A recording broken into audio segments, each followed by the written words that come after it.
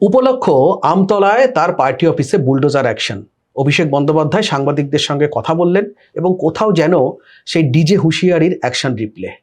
সরকার বদলালে একই ট্রিটমেন্ট হবে বিজেপির পার্টি অফিসগুলোর উপর। তাৎপর্যপূর্ণভাবে পাশাপাশি তিনি দলের বিদ্রোহীদের উদ্দেশ্যে চ্যালেঞ্জ ছুড়ে দিলেন। তার কথায়, যদি দম থাকে ফিরে আসুন, আমি 1 ঘন্টার মধ্যে ইস্তফা দেব। কিন্তু কোথাও কি দেরি হয়ে গেল? কথা বলবো দ্য ওয়ার্ল্ডের এডিটর ইন চিফ শঙ্খদীপ দাসের সঙ্গে। মমতা বন্দ্যোপাধ্যায় যা বলেছিলেন, অভিষেকের সেই একই সুর। তাদের বিদ্রোহীদের মমতার সঙ্গ ছাড়াটা এটা একটা বাহানা, তাকে দোষারোপ করাটা একটা বাহানা। তারা ফিরে আসুন, আমি 1 ঘন্টার মধ্যে ইস্তফা দিয়ে আমি দেখিয়ে দেব। এটা তো দেরি হয়ে গেল। দেখো, এটা যে বাহানা, এটা যে একটা অভিষেক বন্দ্যোপাধ্যায়কে একটা একটা ওই বালির বস্তা করে একটা যে ঘুষি মারা করে সেই বাহানা দেখিয়ে যে তোমার যে ছেড়ে দেওয়া পার্টি, এটা তো আমরা আগেও বলেছি। কিন্তু অভিষেক আজকে যে কথাটা বলছেন, এইটা বলাতে অনেক দেরি হয়ে গেল বলেই আমার মনে হয়। দেখো, ভোটের ডিব্যাকেলের ঠিক পর মমতা বন্দ্যোপাধ্যায় যখন পার্টির মিটিং ডাকেন কালীঘাটে, সেদিনকে তিনি বলেছিলেন যে অভিষেক ভোটে খুবই পরিশ্রম করেছে, ওকে স্ট্যান্ডিং ওভেশন দিন। একদম ওই মুহূর্তটাই হচ্ছে মহাপতনের শুরু, সূত্রপাত। ফলে অভিষেককে যে স্ট্যান্ডিং ওভেশন দেওয়া, কথা বলা, ওটাই মহাপতনের শুরু। একটা তো মমতা বন্দ্যোপাধ্যায় ভুল, তিনি যে কারণেই করে থাকুন না কেন, অভিষেককে আড়াল করা, অভিষেককে প্রোটেক্ট করা, তার যাই স্বার্থ হোক না কেন, এবং অভিষেকের ওটাকে চুপচাপ শুনে যাওয়া, এই দুজনেরই ভুল। ঠিক ঠিক। তো আজকে তো তারপরে এই যে বিদ্রোহী তৃণমূলের অংশ, যারা নিজেদের আসল তৃণমূল বলে দাবি করছে, তাদের তো আর অভিষেককে দরকারই নেই। তারাই তো বলছেন আমরা তৃণমূল, তারা ফিরে যাবেন কেন?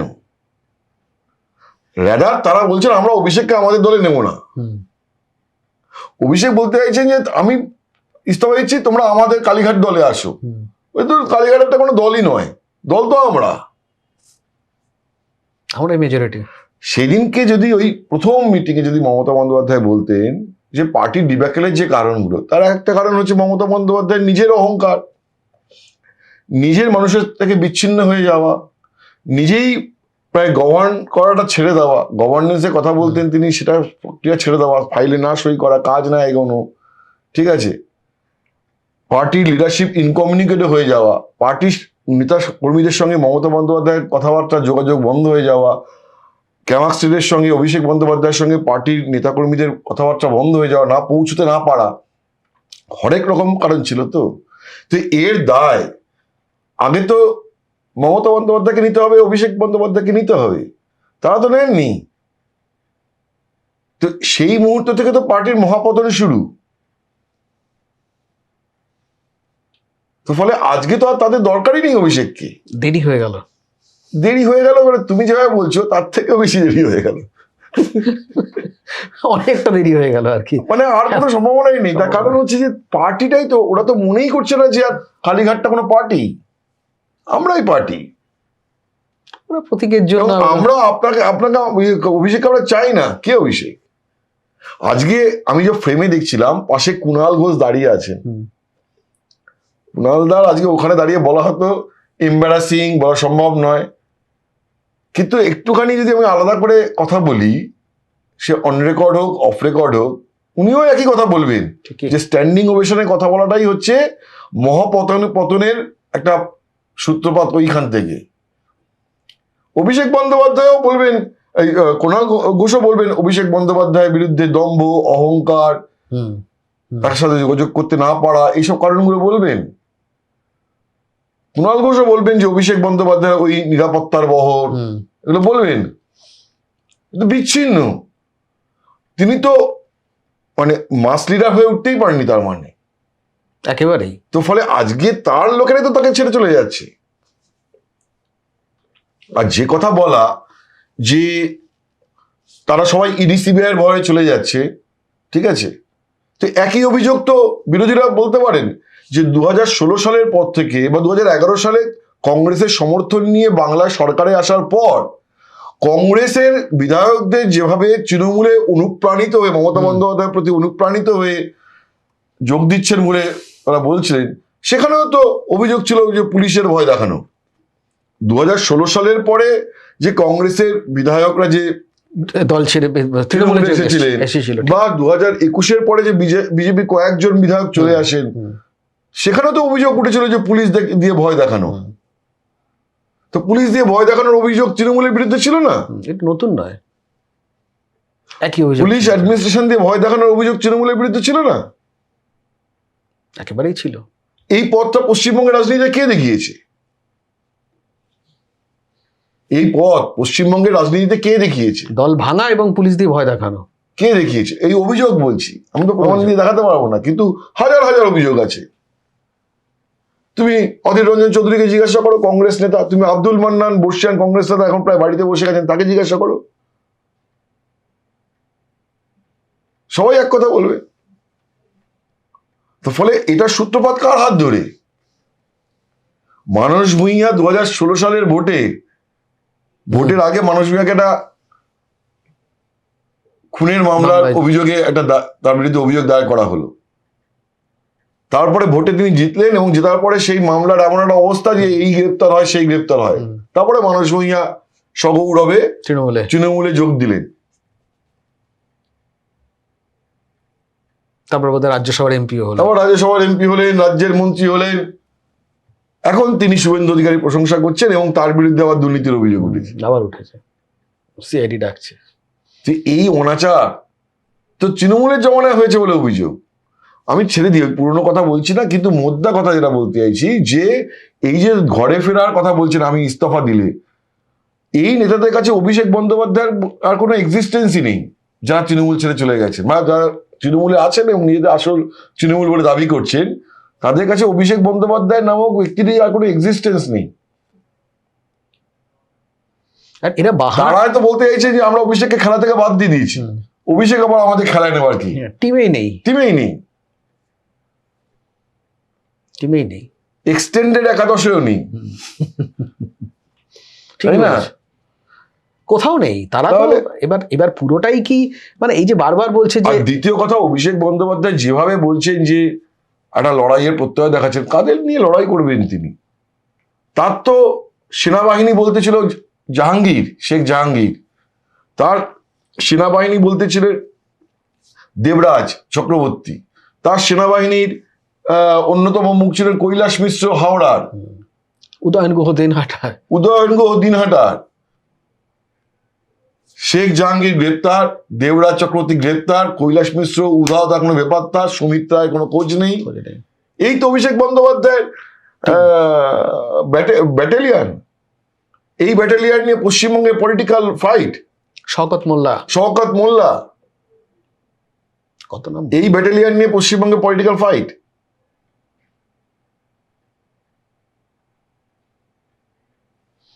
কোথাও এটা এসব বলার জন্য বলা, ভেসে থাকতে বলা, এটা কঠিন স্রোতের মধ্যে পড়েছেন অভিষেক বন্দ্যোপাধ্যায়। তিনি, আমি বলছি না পলিটিক্সে কিছুই ইম্পসিবল না, আগামী দিনে তিনি যদি সত্যি এই কঠিন স্রোতের প্রতিকূলে লড়াই করে উঠে আসতে পারেন, ফিনিক্স পাখির মতো ফিরে আসতে পারেন, তাহলে বোঝা যাবে যে হ্যাঁ তার দম আছে।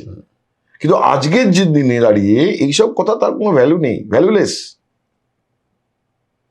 আমি ইস্তফা দেবো, তোমরা যদি ফিরে এসো, চ্যালেঞ্জ ছড়াটা এসব ফালতু ভ্যালুলেস কথা। এবং এই পাশাপাশি দেখো অভিষেকের একটা সুর আজকে অভিষেক বন্দ্যোপাধ্যায়ের, যেটা হচ্ছে যে আমতলায় তার পার্টি অফিসটা নিয়ে বিস্তর অভিযোগ আগেও ছিল যে ওটা বেআইনি, একটা অংশ আজ ভেঙে দেওয়া হলো, সরকার বুলডোজার দিয়ে ভাঙলো। সেটার উনি কোর্টের পথে যাবেন, মামলা করবেন, সেটা তার অধিকার, সেই জায়গা থেকে অধিকার আছে, তিনি সেটা করবেন। কিন্তু তার পাশাপাশি তিনি যেটা বললেন যে এই আইনের পথেই যদি আমরা সরকার বদলায়, আবারও বিজেপির পার্টি অফিসগুলোকে একই ট্রিটমেন্ট করা হবে। কোথাও তো সেই যে ডিজে নিয়ে এত কিছু চলছে, সেই হুঁশিয়ারি, সেই সুর তার গলায় এখনো। দেখো, on the face of it তিনি যেটা বলতে চেয়েছেন সেটা হচ্ছে যে পলিটিক্যাল কালচার যেটা তৈরি হচ্ছে, সেই কালচারটা তো থেমে থাকবে না। সেই কালচারটা যদি বহমান হয়, তাহলে আগামী দিনে যদি বিজেপিও আজকের তৃণমূলের মতো ক্ষমতা থেকে চ্যুত হয়, যেভাবে আজকে অভিষেক বন্দ্যোপাধ্যায় ক্ষমতাচ্যুত হয়েছেন তার দল, তাহলে বিজেপি পার্টি অফিসে এভাবে ভাঙা হবে, এই আইনেই ভাঙা হবে, এইটা উনি বোঝাতে চেয়েছেন। On the face of it এটা একটা পলিটিক্যাল স্টেটমেন্ট। এবার তুমি বলছো যে যেভাবে তিনি একটা হুঙ্কারের একটা ইয়ে দিয়ে বলেছেন, বা একটা কথা উনি মনে হয় বলেছেন যে এই মুখগুলো কেউ ভুলে যাবে না, ভিডিও করে রাখা হয়েছে এই মুখগুলোকে, বলে একটা হুমকির, যেটা একটা হুঁশিয়ারি একটা। এইখানে আমার মনে হয় যে দেখো, অভিষেক বন্দ্যোপাধ্যায়ের বিরুদ্ধে অভিযোগ কি? অভিষেক বন্দ্যোপাধ্যায়ের বিরুদ্ধে অভিযোগ তার দম্ভ, তার অহংকার, তার কাছে কারোর পৌঁছতে না পারে পার্টির কর্মীদের, তার চড়াম কথাবার্তা, ডিজে বাজাবো, হ্যাঁ, এইসব কথাবার্তা, এবং কিছুটা ওভার ড্রামাটিক কিছু কথাবার্তা আছে। এইগুলো নিয়ে তো মানুষের অভিযোগ যে ওই অহংকারটা মানুষ আর নিতে চাইছেন না। এবং তুমি যেটা বলতে চাইছো যে আজকে কথা বলার মধ্যেও যেন সে একটা দেখে নেব, এইটা যদি আজকে এই ব্যাগেজটা না থাকতো, তৃণমূলের বিরুদ্ধে তোলাবাজির অভিযোগ, সিন্ডিকেটের অভিযোগ, দুর্নীতির অভিযোগ, এবং অভিষেক বন্দ্যোপাধ্যায়ের আমি এখনই যেটা বললাম যে সকল সেনাবাহিনী, জাহাঙ্গীর খান, দেবরাজ চক্রবর্তী, কৈলাস মিশ্র, হ্যাঁ, এইসব শওকত মোল্লা, এসব যদি না থাকতো, তাহলে একটা মানুষের লড়াইয়ের প্রত্যয় হুঙ্কার দিচ্ছেন এসব মানুষ শুনতো। কিন্তু এখন তাকে যদি সত্যি সহানুভূতি পেতে হয় মানুষের কাছে, কোথাও একটু হাম্বল হওয়ার, আমার মনে হয় আর কি, রাজনীতির জায়গা থেকে কোথাও, কারণ তার এই যে আর এই গরম একটা চওড়া হয়ে কথা বলা, এই কথা বলার জায়গাটা তার কাছে তিনি হয়তো বুঝতে পারছেন না। ইলেকশনের বাজারে ঠিক আছে, তিনি হয়তো বুঝতে পারছেন না যে এইটা মানুষের নিচ্ছে না। আজকে মমতা বন্দ্যোপাধ্যায়ের অ্যাপ্রোচটা দেখো, ঠিক, যারা চলে যাওয়া তারা চলে যান, আমি তো নিজের মতো করে তৈরি করবো না নতুন করে, এর ভেতরে একটা হাম্বল কথা আছে কিন্তু, এবং সিম্প্যাথি আদায় করার জায়গা আছে একেবারে এখনো। এবং তুমি দেখবে যে আমি বারবার করে যেটা বলতে চাইছি যে মমতা বন্দ্যোপাধ্যায়ের কোর, তার যে অনুগামী, যে দিদি অন্ত প্রাণ 10টা লোক হলেও পাবে কিন্তু এখনো, তারা কিন্তু এই যে তার কথা শুনে, মমতা বন্দ্যোপাধ্যায়ের কথা শুনে এখনো সহানুভূতিশীল হয়ে উঠছে। কিন্তু যেই অভিষেক বন্দ্যোপাধ্যায়ের মুখ তারা দেখছে, অনেকের সাথে কথা বলে দেখেছি যে তারা কিন্তু এটা নিতে পারছে না। ফলে আজকে যে তোমার এই যে ভরাডুবির পর, এবং যেখানে আমি বারবার বলছি একটা ব্যাগেজ রয়েছে, দুর্নীতির অভিযোগ, সিন্ডিকেট রাজ, ব্লা ব্লা ব্লা, সেইখানে একটা হাম্বল, একটা নরম কথাবার্তা, একটা অ্যাপ্রোচ মানুষ এক্সপেক্ট করে, ঠিক আছে?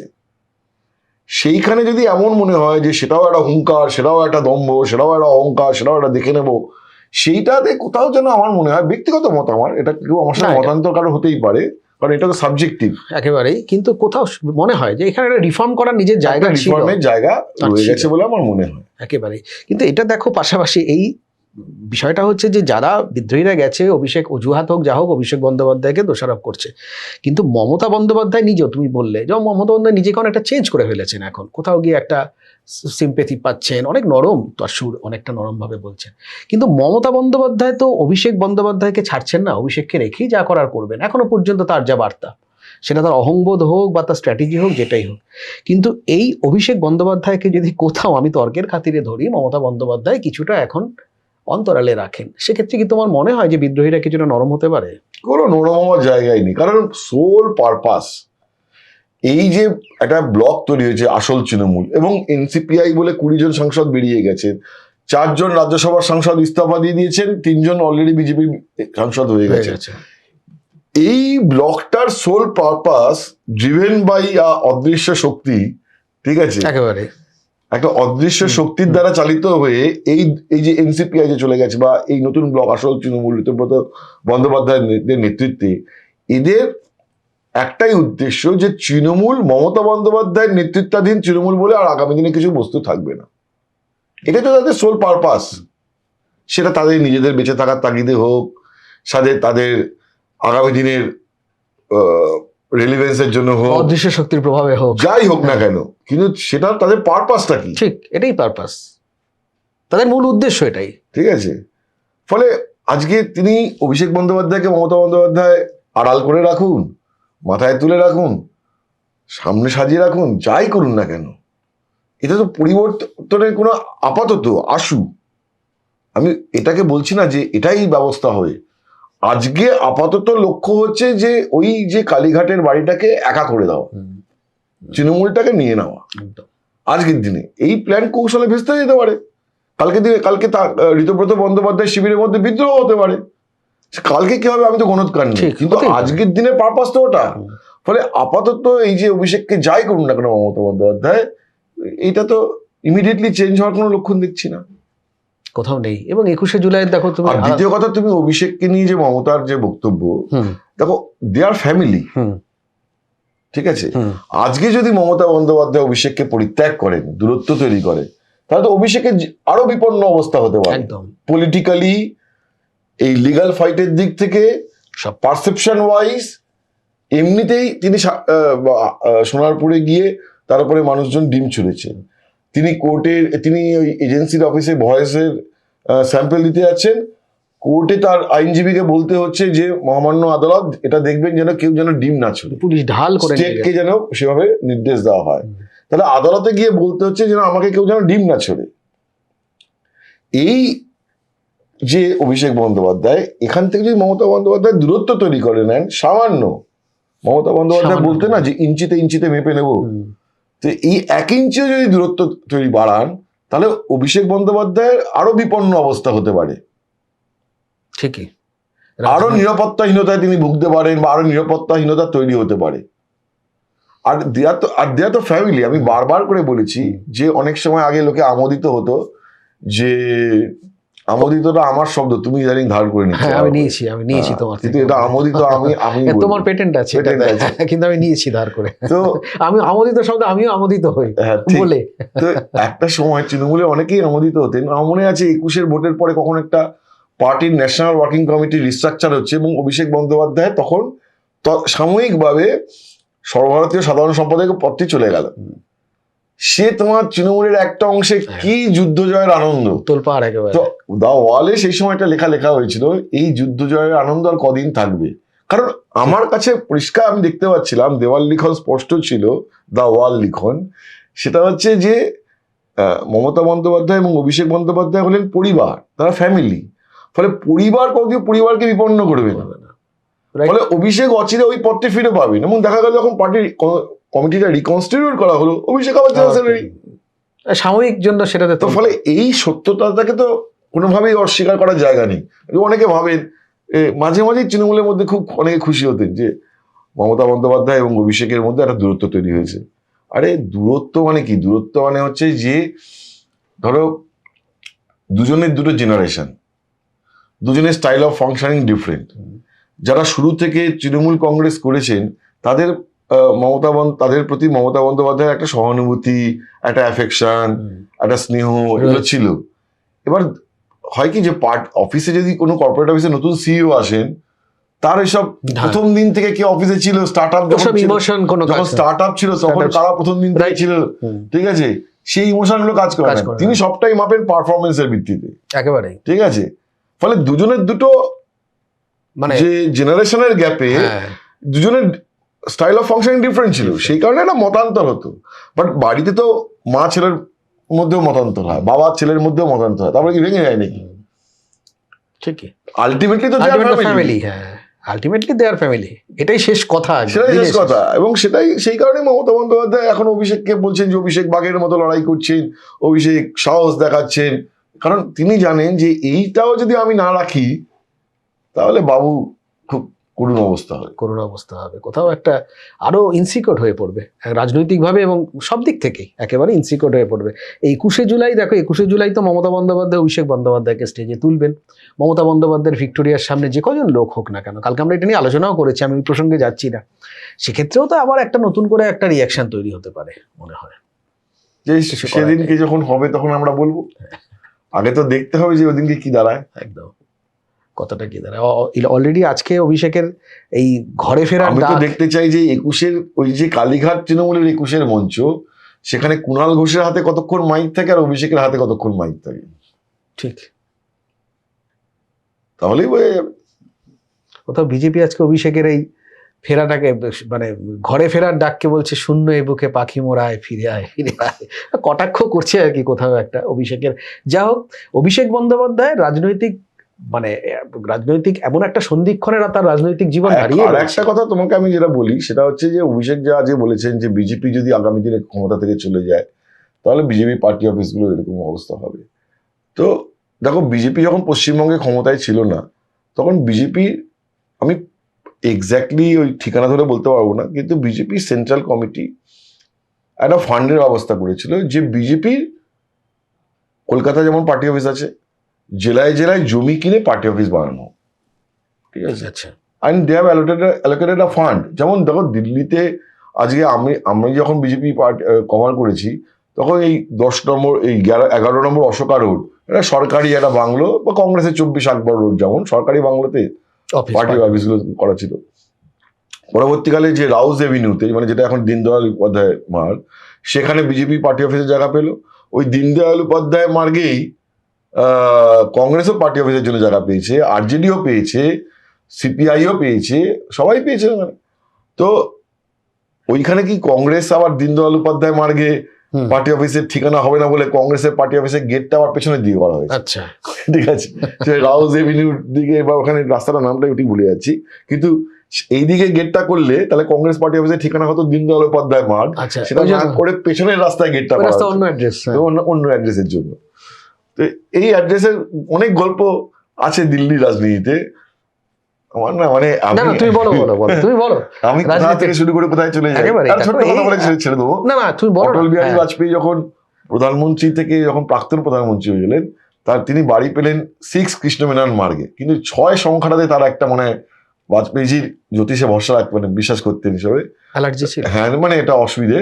তো উনি কি এই যে কৃষ্ণমেনন মার্গের রাস্তাটা এখানে বাড়ি, উনি গেট পাশে একটা গলি ছিল, ওই গলিতে আপনার গেটটা করলেন, এবং বাড়ির ঠিকানা হলো 6A কৃষ্ণমেনন মার্গ। চমৎকার, চমকপ্রদ তথ্য। 6A কৃষ্ণমেনন মার্গ। এনিওয়ে, যেটা বলতে চাইছি যে বিজেপিও তো দিল্লিতে ওই দীনদয়াল মার্গে ভব্য পার্টি অফিস বানিয়েছে।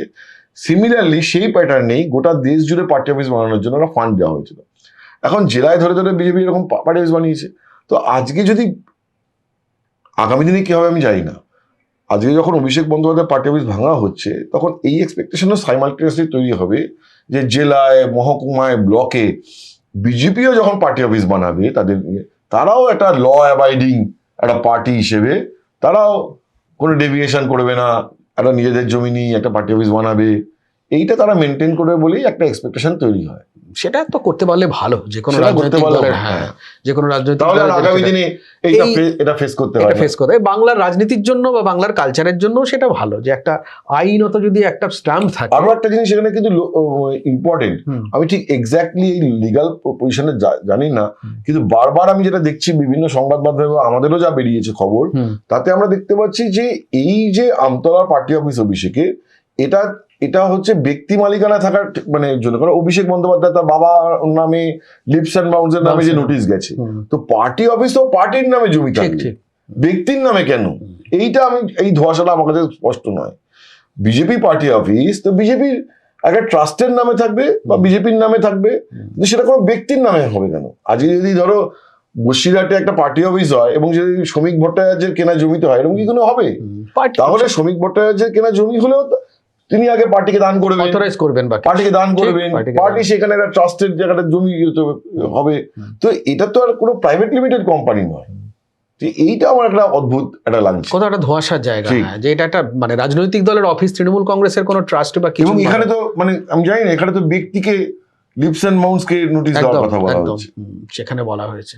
তবে যেটাই হোক না কেন, আমার মনে হয় যে শেষ পর্যন্ত অভিষেক বন্দ্যোপাধ্যায় বিদ্রোহীদের যে ঘরে ফেরার ডাক, যে আপনার বা চ্যালেঞ্জ, আপনারা ফিরুন, আমি 1 ঘন্টার মধ্যে ইস্তফা দিয়ে আমি দেখিয়ে দেব, এটা বোধহয় কোথাও গিয়ে একটা অমূলক, এবং আমরা যে আলোচনাটা করলাম বড্ড দেরি হয়ে গেল, কোথাও গিয়ে বড্ড দেরি হয়ে গেল। মমতা বন্দ্যোপাধ্যায় নিজেও বলেছেন, অভিষেক বন্দ্যোপাধ্যায় বলেছেন যে তাদের এই ঘরে মানে মমতার সঙ্গ ত্যাগ করার মূল কারণ হচ্ছে যে অভিষেক একটা বাহানা, নিজেদের অস্তিত্ব রক্ষার জন্য তারা গেছেন। কিন্তু সেখানে গিয়ে বিদ্রোহীরাই যেখানে বলছেন অভিষেকই তাদের কাছে ব্রাত্য, সেখানে অভিষেকের এই ডাক কতটা ফলপ্রসূ হতে পারে বা প্রাসঙ্গিক আদৌ হবে কিনা, সেটা তো ভবিষ্যতেই বলবে। আপাতত আজকের আমাদের আলোচনা এই পর্যন্তই। সব খবর, সঠিক খবর দেখার জন্য চোখ রাখুন দ্য ওয়ালে।